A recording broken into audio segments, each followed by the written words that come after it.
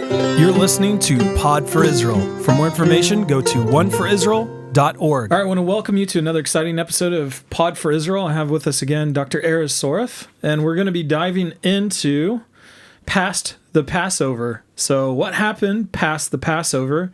And one of the cool things that we're really kind of diving into with this past the Passover is all the different appointed festivals and holidays that God appointed that all point to Yeshua. They all point to our Messiah. Exactly. So what's the first one that happened? You know, we get Passover, his death and resurrection. What happened on the day of his resurrection? What was that appointed feast? Well, there was an unusual tradition we see that in Leviticus 23, and that is that the farming community in ancient Israel would go and they would on the first day after the Sabbath, in other words, on the Sunday after the Sabbath in the Passover and the Feast of Unleavened Bread, they would cut off the buds that have bloomed of the barley, and then they would wave it before God. It's called the sheaf of the first, the waving of the sheaf of the first fruit, and that signifies the resurrection, which is the first fruit of the first fruit. And from that point on, from that day on, begins the count of the Omer, of the sheaf. And the count is up to 50, and it culminates, lo and behold, with Pentecost, with the Feast of Weeks. So, yeah, and some people know this in the Jewish festivals, they call it Shavuot, which is basically, so you're counting up in anticipation. So what do you think that was kind of happening inside of that? There was 40 days where Yeshua was with his disciples. He was walking amongst them, showing up miraculously to them. Describe some of the things that are happening inside of that time. Well, there are some ancient Jewish traditions, and I emphasize these are traditions, but I think it's very interesting that the ancient rabbis have seen the end of Noah's flood, the time period of Noah's flood, the flood's ending, right around the time of that period of counting the Omer between the resurrection and Pentecost.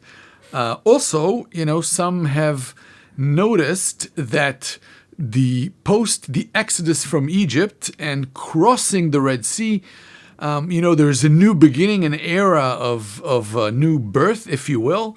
And so that happened right around that same period as well. So a season of renewal, a season where anticipation of something new to happen. All right, that's kind of a beautiful analogy. It's like going out through the birth canal, and when they came out from the Red Sea, their masters were dead, in the same way sin was dead to those who believe, and there was new life free from the chains that held them down before. That's a really beautiful analogy. So what else do you see as we're counting the Omer? That's what really happens from the first fruits.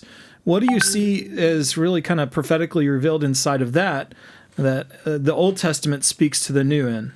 Well, in the under the Mosaic covenant, there is a sense of anticipation. I mean, you're counting the days up to 50, and then in the 50th day, you go back again to the temple. It's one of the three times a year that you're supposed to see the face of the Lord in his dwelling place. So definitely a sense of anticipation.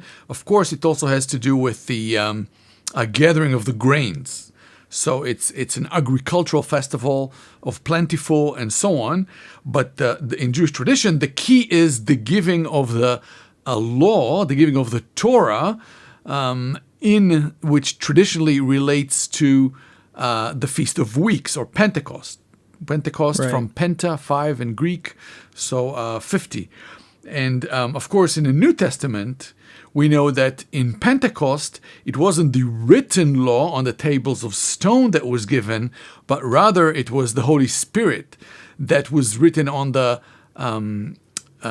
tablets of our hearts, as it were, with bringing the church into existence, the body that is made up of Jewish and Gentile believers as one for the beautiful. Messiah. And so when you think about that, what happened in that middle time is quite amazing.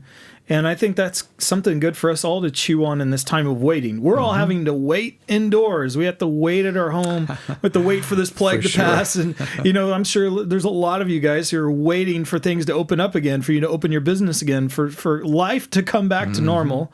Here, these disciples, they would see Yeshua here and there, but the manifest presence of God wasn't really with them at all times. They were kind of a little bit lost in these 50 days of waiting.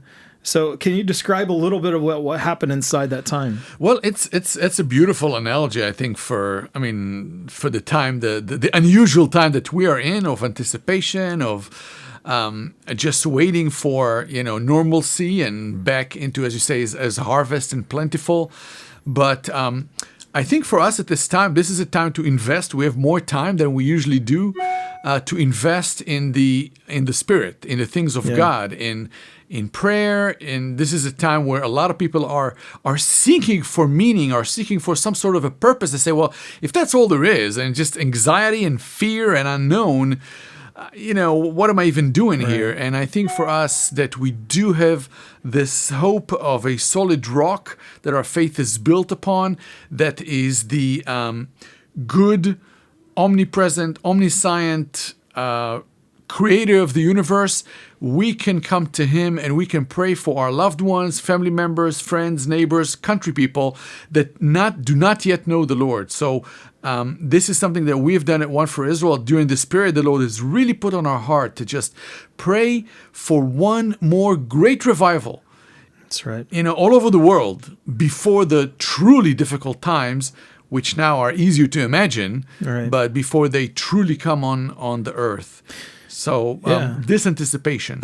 And it's a time, times of waiting are some of the most crucial times as we look through the scriptures, Old and New Testament. And these are the times where God really formulates the good meat inside of us, the good works inside of us, inside of our hearts. I mean, you look at what he did with the disciples, revealing himself through the scriptures to the two disciples on the road to Emmaus.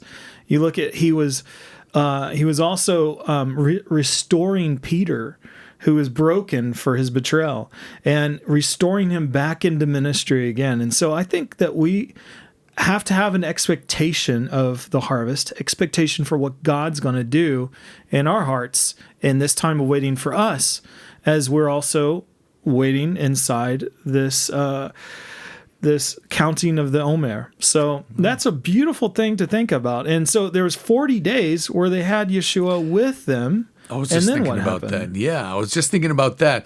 Yeshua told them, go and wait. Go and wait. And that's this anticipation, this waiting is something that's very, and I love the way you describe it. God is doing something, he's bringing something to fruition, putting roots and depth into it.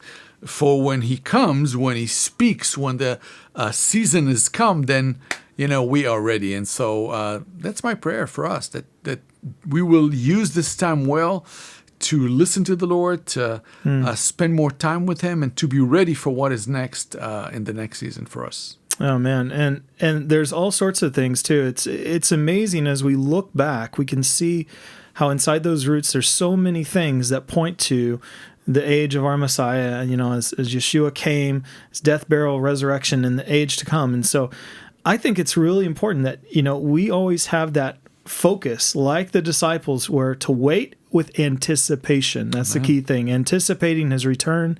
And as you look through all the epistles, it's the same thing. Yes. There's this yearning for and an urgency as the hour is coming. For them it was, how much more for us today?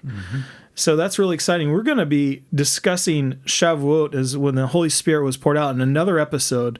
But we wanted to kind of really tackle this waiting time. I know a lot of you guys are waiting and stuck, but God has a plan for you in the midst of these trials.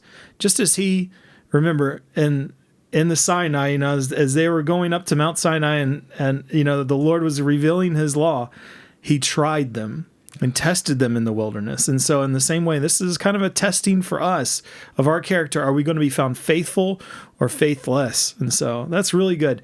Thank you so much, Dr. Soref, for My pleasure. spending some time, and looking forward to the next episode on the Holy Spirit being poured out on Shavuot. God bless.